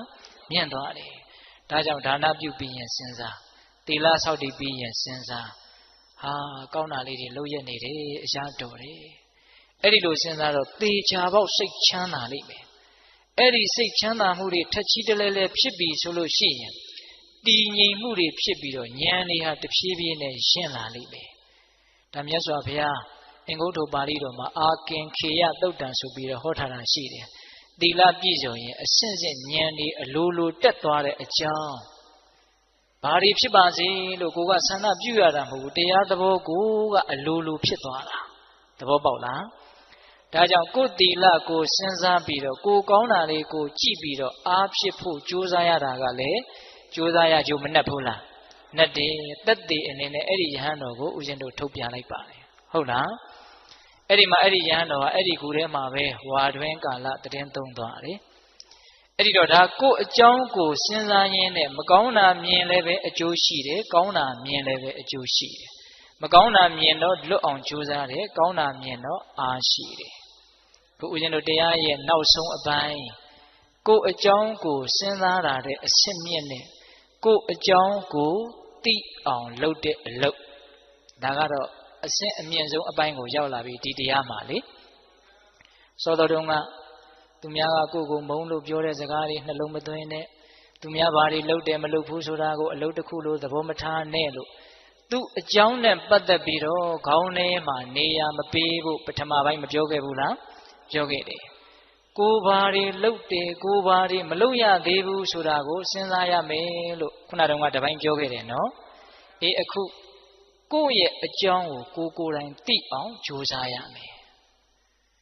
တကယ်တမ်းဦးဇင်းတို့တဲ့တဲ့ပြောရရင်အရိယာဖြစ်တယ်ဆိုတာကိုယ်အကြောင်းကိုတကယ်သိသွားတာဗျခုတရားဓမ္မတို့ဦးဇင်းတို့ပုထုဇဉ်တွေဆိုတာကိုယ်အကြောင်းကိုတကယ်မသိကြသေးဘူးဟုတ်လားကိုယ်အကြောင်းကိုကိုယ်မသိသေးတဲ့အစိတ်အပိုင်းကိုမသိသေးတဲ့နယ်ပယ်တွေအများကြီးရှိသေးတယ်ဟုတ်ရဲ့လားအဲ့ဒါဟုတ်လားစိတ်ပိုင်းဆိုင်ရာပိုးပြီးတော့များတယ်မသိတာစိတ်ပိုင်းဆိုင်ရာမဆိုထားနဲ့ဗျရုပ်ပိုင်းဆိုင်ရာတော့ကိုမသိသေးတဲ့အကြောင်းတွေအများကြီးရှိတယ်ထဲမှာအဆုတ်ကအလုပ်ဘလို့လုပ်တယ်အသေးကအလုပ်ဘလို့လုပ်တယ်ဥကအလုပ်ဘလို့လုပ်တယ်ဟာမသိတာတွေအများကြီးပဲဟင်သူရှင်းနေတာပဲကိုဘာမှမသိဘူးအဲ့ဒီရုပ်ပိုင်းဆိုင်ရာကိုအကြောင်းကိုတကယ်သိတယ်ဆိုရင်တောင်မှအဲ့ဒါအရိယာဖြစ်နိုင်နေဗျာနော်ကာယကတတတိဆိုတာကိုယ့်ရဲ့ရုပ်ပိုင်းဆိုင်ရာကိုယ့်အကြောင်းကိုသိအောင်ညွှန်ကြားတာမဟုတ်လားဘာမှတင့်နေတာတန့်ရှင်းတာဘာမှမရှိဘူးတကယ်စင်စစ်နာကျင်ကြိုက်ခဲတာတွေမတန့်ရှင်းတာတွေမဟုတ်တဲ့တရားတွေရှုနေတာလို့သိအောင်ဒါရုပ်ပိုင်းဆိုင်ရာဒါပဂတိမျက်စိနဲ့တော့မြင်နိုင်တယ်နော်တခါကြီးများဒါကိုယ့်အကြောင်းကိုသိအောင်လုပ်ရတဲ့အလုပ်ဟာဘယ်လောက်အကျိုးကြီးသလဲဆိုတာပြောပြတာစိတ်ပိုင်းဆိုင်ရာနာမ်ပိုင်းဆိုင်ရာခံစားမှုပိုင်းဆိုင်ရာတွေမှာပိုးရှုပ်ထွေးတယ်မသိသေးတာတွေအများကြီးပဲအဲ့တော့ကိုယ်အကြောင်းကိုသိလို့ရှိရင်တရားဓမ္မတို့ဦးဇင်းတို့တွေကိုယ်အခက်အခဲကိုလွတ်ငြိမ်းအောင်လုပ်လို့ရတယ်ကိုယ်အကြောင်းမှာကိုမသိဘူးဆိုရင်ကိုယ်အခက်အခဲကိုဘယ်လိုလုပ်လွတ်အောင်လုပ်လို့ရမလဲခုတရားဓမ္မတို့ဦးဇင်းတို့တွေလူတိုင်းမှာအခက်အခဲကိုစီရှိတယ်နော်ရှိတယ်နော်တရားကြီးများဟုတ်လားအဲ့ဒါကိုအမှန်တိုင်းသိရမယ်အဲ့တော့အဲ့ဒီအခက်အခဲအဲ့ဒီအကျက်တဲတွေကိုပြေးလဲခြင်းနဲ့ဆိုရင်ကိုယ်အကြောင်းကိုသိအောင်ကြိုးစားရမယ်ဒါကဟောဟာရတစ်မျိုးနဲ့နားလည်အောင်ပြောတာတကယ်စင်စစ်ကိုယ်အကြောင်းကိုသိအောင်ကြိုးစားတယ်ဆိုတာတတိပဋ္ဌာန်တရားကိုအားထုတ်ရတယ်လို့ပြောတာပါပဲဟုတ်လားခုတတိပဋ္ဌာန်တရား၄ပါးရှိတယ်လေရုပ်ပိုင်းဆိုင်ရာကိုသိအောင်ကြည့်ပြီးတော့သိအောင်လုပ်နေတဲ့တတိပဋ္ဌာန်ဟုတ်လားကာယ ानु ပတနာတတိပဋ္ဌာန်နောက်ဝေဒနာပိုင်းဆိုင်ရာသိတယ်နောက်စိတ်ပိုင်းဆိုင်ရာသိတယ်နောက်တရားသဘောဆိုင်ရာသိတယ်ကာယဝေဒနာစိတ်ဓာတ်ဓမ္မဟုတ်လားအဲ့ဒီမှာယုတ်ကပထမဦးဆုံးသိထင်ရှားတဲ့အတွက်ကြောင့်ပထမဦးစွာရုပ်ပိုင်းဆိုင်ရာကိုအရင်သိအောင်ကြည့်တဲ့အလုပ်ကိုအရင်လုပ်ရတယ်အာနာပါနဝင်လေထွက်လေကိုမှတ်မယ်ဟုတ်လားထိုင်ရင်ထိုင်တယ်လို့သိမယ်သွားရင်သွားတယ်လို့သိမယ်ဟုတ်လားပူရင်ပူတယ်လို့သိမယ်အေးရင်အေးတယ်လို့သိမယ်ဘယ်သူအကြောင်းဘယ်သူသိနေတာလဲကိုယ်အကြောင်းကိုသိနေတာသိပါများလာရင်ဉာဏ်ကထက်လာတာရှေ့ဆက်ပြီးတော့အဲ့ဒီလိုရုပ်ပိုင်းဆိုင်ရာကိုသိပါများလာရင်ဦးဇင်းတို့အကျေကြီးပြောရင်တရားရှည်သွားမယ်နော် ရုပ်ပိုင်းဆိုင်ရာကိုသိပါများလာရင်စိတ်ပိုင်းဆိုင်ရာနာမ်ပိုင်းဆိုင်ရာကိုတဖြည်းဖြည်းနဲ့သိလာတယ်စိတ်ဟာရုပ်ထက်ပိုပြီးတော့သိဖို့ခက်ခဲတယ်ဗျအဲ့ဒီမှာစိတ်ပိုင်းဆိုင်ရာဘာတွေသိလာမလဲဆိုလို့ရှိရင်ကိုယ့်ရဲ့မကောင်းတဲ့စိတ်ဓာတ်ကလေးတွေကိုသိလာတယ်လောဘတွေဖြစ်လာတာသိလာတယ်ဒေါသတွေဖြစ်လာတာသိလာတယ်တခါတလေကြတော့လည်းပဲအလောဘအဒေါသကောင်းမြတ်တဲ့စိတ်ကလေးတွေဖြစ်တာလည်းရှိလို့အဲ့ဒါလည်းသိလာတယ်သိရင်ဘာအကျိုးရှိမှလဲလို့ဒါလေးဆက်ပြီးတော့စဉ်းစားကြည့်လောဘဒေါသမောဟတွေကိုမြင်မှများသိပါများလာတော့လောဘဖြစ်ရတာဟာအင်မတန်ပင်ပန်းတကူလို့ကိုယ့်ကိုသိလာတယ်နောက်တခါကြီးများဟုတ်လားဒေါသဖြစ်တာကိုသိလာပါများတော့ဒေါသဖြစ်ရတာဟာအင်မတန်ပူလောင်တကူအင်မတန်အကျိုးနည်းတကူလို့ကိုယ့်ကိုသိလာတယ်ပိဋကသူများပြောလို့သိတာလားကိုယ်တိုင်လက်တွေ့ကိုသိတာလားမတည့်တဲ့အစာကိုစားပြီးတော့ကိုယ့်ကိုအနေခက်လာတဲ့အခါမျိုးကြုံဘူးလားကြုံဘူးတယ်နော်ကိုမတည့်တဲ့အစာကိုစားပြီးတော့အနေခက်လာတယ်တော်တော်ကြောက်သွားတယ်ဒီအစာကိုလေကိုယ်တိုင်လက်တွေ့မကြုံခင်တော့ကတော့သူများကပြောတယ်ဟာဘယ်အစားအစာနဲ့ဘာနဲ့ရောစားရင်မတည့်ဘူးဟာတော်တော်ဆိုးတာပဲသိခံစားချက်မရှိ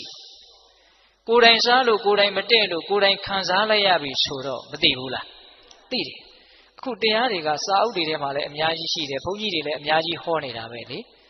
အခုကိုယ်အကြောင်းကိုသိတယ်ဆိုတာကကိုယ်တရားကိုကိုပြန်နာတာသိတယ်ဘာလို့တယ်ကိုယ်တရားကိုကိုပြန်နာတာလောဘဒေါသဖြစ်တာကိုမိအောင်ဖမ်းကြည့်လောဘဖြစ်စေဒေါသဖြစ်စေလေးကိုမိအောင်ဖမ်းကြည့်ဖြစ်မှန်းသိကြည့်သိကြည့်ရင်ဖြစ်စေမှလည်းပူလောင်တကူဆင်းရဲတကူဘာကောင်းကျိုးမှမရှိတက်အကျိုးမဲ့ကိုဆောင်ကျင်းဖို့ဒီတရားလေးတွေကဖြစ်တကူလို့အဲ့ဒီတရားကပဲကိုယ့်ကိုတရားဟောတာတနည်းအားဖြင့်လောဘကပဲကိုယ့်ကိုတရားဟောလိုက်တာငါဘလောက်ပူလောင်နေဆိုတာမင်းသိလားလို့သူကပြောတာဒါပေမဲ့သူကတော့အမြဲတမ်းတရားဟောပါတယ်လောဘဖြစ်တဲ့ခန္ဓာကိုယ်ကတော့ပူလောင်တာပဲထူးခြားတာကကိုမသိလိုက်တာနဲ့သိလိုက်တာဒါပဲကွာသွားတယ်ဟင်ဒီကမကြီးတွေအဲ့ဒါဟုတ်လားဒေါသကတော့အမြဲတမ်းဖြစ်နေတာပဲလေအခါအားလျော်စွာပေါ့လေအမြဲတမ်းတော့မဟုတ်ဘူးပေါ့ဖြစ်เสียကြုံတိုင်းဖြစ်နေတာပဲသူဖြစ်တိုင်းလဲခန္ဓာကိုယ်ကိုပူလောင်တဲ့အကျိုးတရားတွေခန္ဓာကိုယ်ကိုဆုပ်ယုပ်စေတဲ့ဓာတ်တတိတွေဖြစ်အောင်သူအမြဲတမ်းလုပ်နေတာပဲသူကတော့သူ့အလုပ်သူလုပ်ပြီးတော့အကျိုးမဲ့ကိုဆောင်ကျင်းပြီးတော့ဖြစ်ပြီးတော့ပြတ်သွားတာပဲကိုကသိလိုက်တာနဲ့မသိလိုက်တာပဲကွာတယ်အဲ့ဒီလိုမသိလိုက်တဲ့အခါကျတော့လောဘဒေါသကိုကြောက်ရကောင်းမှလည်းမသိဘူးလောဘဒေါသကိုဖယ်ရကောင်းမှလည်းမသိဘူးဒါကြီးနဲ့ပဲနေနေတာပဲအဲ့ဒီတော့ကိုယ်အကြောင်းကိုသိပါများလာတော့လောဘဒေါသဆိုတာသူတော်ကောင်းကြီးတွေပြောတဲ့အတိုင်းမကောင်းဘူးဆိုတာတကယ်ပါလားလို့အဲ့ဒီမှာတကယ်ပါလားဆိုတာလေးပါလာတယ်စာအုပ်ကိုဖတ်တိုင်းတကယ်ပါလားလို့ခံစားလို့မရဘူးနော်တကယ်ကိုယ့်ကိုမြင်အောင်ကြည့်ဟုတ်လားအဲ့ဒီလိုမကောင်းတာကိုမကောင်းဘူးလို့သိရင်ရိုးရိုးလေးဗျာတရားဆိုတာမကောင်းတာဆိုတာတကယ်မကောင်းတာပါလားအခုတရားဓမ္မတို့ဦးဇင်းတို့တွေကမျက်စိလဲနေတယ်မကောင်းတာကြီးကိုကောင်းတယ်လို့ထင်နေတယ်ဗျာဖရာယဟန္တာတွေကမဟုတ်ဘူးလားလောဘဖြစ်ရင်ဆင်းရဲမယ်လို့ဟောတယ်ခင်ဗျားတို့ကျုပ်တို့ကစိတ်ထဲကမတိမတာညင်းနေတယ်လောဘဖြစ်တိုင်းဆင်းရဲတယ်ဆိုတာဟုတ်ပါမလားဒါကြောင့်လောဘကိုကြောက်ရကောင်းမှလည်းမသိဘူးလေဒါကြောင့်ကိုတရားကိုပြန်နာတယ်ဆိုတာကိုအကြောင်းကိုသိအောင်လုပ်တာဒါမကောင်းတာကိုသိပြီးတော့မကောင်းမှုကနေလွတ်အောင်တမျိုးယုံမြန်တာပဲနော်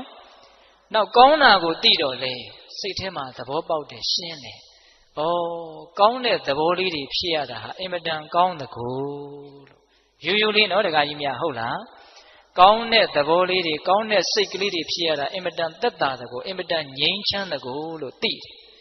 သိတော့ကောင်းကျင်တဲ့စိတ်တွေပိုးပို့ပြီးတော့ပေါက်လာတယ်အဲ့ဒီတော့ဘာလဲဆိုတော့မကောင်းတာကိုမကောင်းမှန်းသိပြီးတော့မကောင်းမှုကနေတဖြည်းဖြည်းနဲ့ဝေးသွားတာကောင်းတာကိုကောင်းမှန်းသိပြီးတော့ကောင်းတာတွေတစများသွားတာဒါကြောင့်ကိုယ်အကြောင်းကိုသိရတာဟာအကျိုးမများဘူးလားများတယ်နောက်ဆုံးရုပ်ပိုင်းဆိုင်ရာစိတ်ပိုင်းဆိုင်ရာကိုတတိထားပြီးတော့ကြည်ပါများလာပြီသိပါများလာပြီဆိုလို့ရှိရင်တကယ်စင်စစ်ကတော့ဒုက္ခတွေကြီးစုပုံထားတဲ့အစုအပုံကြီးပါလားလို့တဖြည်းဖြည်းမှာတနေ့နေ့မှာမသိဘူးလို့ပြောလို့ရမလားမရဘူးသိလာနိုင်တယ်နော်အဲ့ဒါလို့သစ္စာဆိုင်အောင်ပိဋိဘာဆိုင်အောင်သစ္စာဆိုင်အောင်သစ္စာဆိုတာ၄ပါးရှိတယ်လို့ဒီပိဋိကြီးသိတယ်နော်ဒီခန္ဓာကိုယ်ကြီးဆိုတာတကယ်စင်စစ်ဒုက္ခတွေရဲ့အစုအပုံကြီးချမ်းသာဆိုလို့ဘာလေးမှမရောဘူးတဲ့ ကိုလက်ခန္ဓာလက်မခန္ဓာတစ်ပိုင်းကိုသိတာမသိတာတစ်ပိုင်းနော်အမှန်ကအမှန်ပဲလေအဲ့ဒါလိုခန္ဓာကိုယ်ကြီးဟာဒုက္ခဒုံဒုက္ခခဲကြီးပါဆိုတာလောကကြီးရဲ့ပထမသစ္စာဟုတ်လားဒုက္ခမှန်သမျှသည်လိုချင်မှုကြောင့်ဖြစ်တယ်ဆိုတဲ့လောဘဒီသာနဲ့ဒုက္ခအလုံးကိုဖန်တီးသူဆိုတဲ့ဒုတိယသစ္စာဟုတ်လားလောဘနည်းရင်နည်းသလောက်အေးချမ်းတယ်ဆိုတဲ့လောဘချုပ်မှသာနဲ့တကယ်ဒုက္ခချုပ်တာဆိုတဲ့တတိယနိရောဓသစ္စာဟုတ်လားအဲ့ဒီလောဘချုပ်လို့ဒုက္ခချုပ်တယ်ဆိုတဲ့နိဗ္ဗာန်ကိုရခြင်းနဲ့ဆိုရင်တနည်းအားဖြင့်ချမ်းသာစေချမ်းသာမှန်ကိုရခြင်းနဲ့ဆိုရင်မမြဲတာကိုမမြဲဘူးလို့အမှန်အတိုင်းသိတဲ့တမ္မာဒိဋ္ဌိခေါင်းဆောင်တဲ့မဂ်ခင်၈ပါးကိုပွားများခြင်းမှတပါးအခြားနီးလန်းမရှိဘူးလို့ဒုက္ခငြိမ်းချမ်းအကျင့်မြတ်ကိုဒါသာလင်ဟုတ်တယ်လို့မဂ္ဂသစ္စာရဲ့အပေါ်မှာသိမြင်နားလည်လာတဲ့စတုထမြောက်မဂ္ဂသစ္စာဟုတ်ရဲ့လားခုဒကာမတို့ဦးဇင်းတို့ကမဂ္ဂသစ္စာရဲ့တန်ဖိုးလည်းသိနားမလည်ဘူးလေဟုတ်လားဒုက္ခငြိမ်းအောင်ဒီပြင်နည်းတွေနဲ့လည်းပဲလုပ်လို့ရသေးတယ်လို့ထင်နေတာတွေရှိသကိုဗျတကယ်စင်စစ်ဒုက္ခငြိမ်းအောင်မဂ်ခင်အကျင့်ကိုကျင့်ခြင်းကလွယ်လို့အခြားအလုပ်မရှိဘူးတနည်းအားဖြင့်ဒုက္ခငြိမ်းအောင်ကိုယ်အကြောင်းကိုသိအောင်လှုပ်ခြင်းမှတပါအခြားအလုပ်မရှိဘူးကိုယ်အကြောင်းကိုသိတယ်ဆိုတာမဂ္ဂသစ္စာကိုပွားများနေတာကိုဆိုတာပါဟုတ်ရဲ့လားအဲ့ဒီတော့တတိပဋ္ဌာန်တရား၄ပါးလိုပဲပြောဝိပဿနာလိုပဲပြောမဂ်ခင်လိုပဲပြောကိုယ်အကြောင်းကိုသိအောင်ကိုယ့်ရဲ့သဘောတဘာဝကိုကိုယ်တိုင်သိအောင်ကြိုးစားတယ်လို့ပဲပြောအတူတူပဲမဟုတ်လားအတူတူကိုယ်အကြောင်းကိုသိတာလေးကိုဦးဇင်းကအဲ့ဒါလိုလေးလေးနက်နက်လေးပြောလိုက်တာဟုတ်လားဦးဇင်းအခုတရားဟောတာတနာရီခွဲရှိပြီဗျနော်ဦးဇင်းတို့ဒီပလင်ပေါ်မှာဟောလိုက်ရင်အဲ့လိုကြားတာကြီးပဲတရားကဟုတ်လားအဲ့တော့ဏီကုန်းချုပ်တော့မှာနော်တခါကြီးမိုင်များကိုယ်အကြောင်းကိုသိရင်မကောင်းတာသိရင်လည်းမကောင်းတာဟာတကယ်မကောင်းတာပါလားလို့သိပြီးတော့မကောင်းမှုမှတဖြည်းဖြည်းဝေးသွားတယ်ကောင်းတာသိပြန်တော့လေကောင်းတာဟာတကယ်ကောင်းတာပါလားလို့နားလည်ပြီးတော့ကောင်းတာတွေဟာတဖြည်းဖြည်းနဲ့များလာတယ်ဆင်းရဲတွေဝေးပြီးတော့ချမ်းသာတွေကြီးအောင်ကိုယ့်နေတတ်သွားတာပါပဲတကယ်စင်စစ်ကတော့ဟုတ်ရဲ့လားဒါကြောင့်ကိုယ့်အကြောင်းကိုသိဖို့အရေးမကြီးဘူးလားအရေးကြီးတယ်နောက်ဆုံးသစ္စာစိုက်သည့်အထိသိမယ်ဆိုရင်တော့သောတာပန်အရိယာဖြစ်တယ်လို့ပြောရတယ်မဟုတ်လားသစ္စာဆိုင်အောင်သိရင်မဲ့ညာဖုန်ညာနဲ့ထိုးထွင်းပြီးတော့သိတဲ့အတိမျိုးသိရင်အဲ့ဒါငါသိရင်ဘယ်ဘဝရောက်အောင်မလဲလို့ပူဇော်လိုအောင်မလားမလိုတော့ဘူးဒါကြောင့်ကိုယ်အကြောင်းကိုသိတယ်ဆိုတာကတော့အင်မတန်ကြီးကျယ်တဲ့ကောင်းမှုပါလို့နားလည်ရမယ်ဟုတ်လားဒါကြောင့်ဦးဇင်းတို့တရားတွေကိုပြန်ပြီးတော့ချုပ်တော့မယ်နော်ကိုယ်အကြောင်းသူ့အကြောင်းသူတစ်ပါးကကိုယ့်ကိုမုန်းလို့ပြောတဲ့စကားတွေကိုညံ့နိုးလို့သိမ်းထားတဲ့ပစ္စည်းကိုထုတ်ကြည့်တယ်လို့မျိုးပြန်ကြည့်မနေနဲ့ဟုတ်လားသူများဘာတွေလုပ်တယ်မလုပ်ဘူးဆိုတာကိုအလုပ်တစ်ခုလိုအချိန်ကုန်ခံပြီးတော့အကုသိုလ်အဖြစ်ခံပြီးတော့စဉ်းစားမနေနဲ့ဟုတ်လားကိုယ်ဘာတွေလုပ်ပြီးပြီကိုယ်ဘာတွေမလုပ်ရသေးဘူးလေဘယ်ပြဿနာတွေကတော့ပြေလည်ပြီဘယ်ပြဿနာတွေကတော့မပြေလည်သေးဘူးလေလို့လေးလေးနက်နက်စဉ်းစားရမယ်ကိုယ်အကြောင်းကိုစဉ်းစားတာဟုတ်လားပြီးတော့ကိုယ်မှာဘာတွေသိပြီလဲကိုယ်အကြောင်းကိုသိအောင်ကြိုးစားတာဟုတ်လားဒါကြောင့်သူ့အကြောင်းနဲ့ကိုယ်အကြောင်းမှာကိုယ်အတွက်ဘယ်အကြောင်းကအရေးကြီးလဲကိုယ်အကြောင်းကအရေးကြီးပါလေသူ့အကြောင်းသူ့ဖတ်သူအရေးကြီးပါလိမ့်မယ်ကိုကဝင်ပြီးတော့အရေးမကြီးနေကြမလိုပါဘူးဟုတ်လားသူကသူ့အကြောင်းသူအရေးကြီးလိမ့်မယ်ကိုလည်းကိုယ့်အကြောင်းကိုအရေးကြီးဖို့ပါပဲဟုတ်လားဘာကြောင့်လဲဆိုတော့တကယ်စင်စစ်ကတော့တယောက်ကိုတယောက်တကယ်တမ်းကတော့ဝင်ဆွတ်လို့လည်းမရဘူးလေဒါကြောင့်မြတ်စွာဘုရားကအတ္တာဟိအတ္တနောနာထောလို့ဟောထားတာမဟုတ်လားကောဟိနာထောပရောတိယသူတစ်ပါးဟာကိုယ့်ရဲ့အာကိုရာပဲဖြစ်မှာလေတဲ့ဟုတ်လားကိုယ်သေးတာလည်းအသီးကိုယ့်ရဲ့အာကိုရာတယောက်ဒီတယောက်ရဲ့အာကိုရာမဖြစ်ပါဘူးဟုတ်လားဒါကြောင့်သူအကြောင်းကိုယ်အကြောင်းဒီသာလည်းကိုယ့်အတွက်အရေးကြီးတယ်သူအကြောင်းဒီသူပဲအရေးကြီးပါလိမ့်မယ်လို့တရားဓမ္မတို့တွေမှတ်သားပြီးတော့ကိုယ်အကြောင်းကိုစဉ်းစားကြတဲ့ပုဂ္ဂိုလ်တွေကိုယ်အကြောင်းကိုသိကြတဲ့ပုဂ္ဂိုလ်တွေဖြစ်နိုင်ကြပါစေလို့ဦးဇင်းတို့ဆန္ဒပြုရင်းနဲ့တရားပွဲကိုတောက်လျှောက်မသိသေးဘူးဗျာ 9 မိနစ်လောက်တရားထိုင်ပြီးမှတရားပွဲသိမ်းရအောင်နော်တခါကြီးမိုင်များ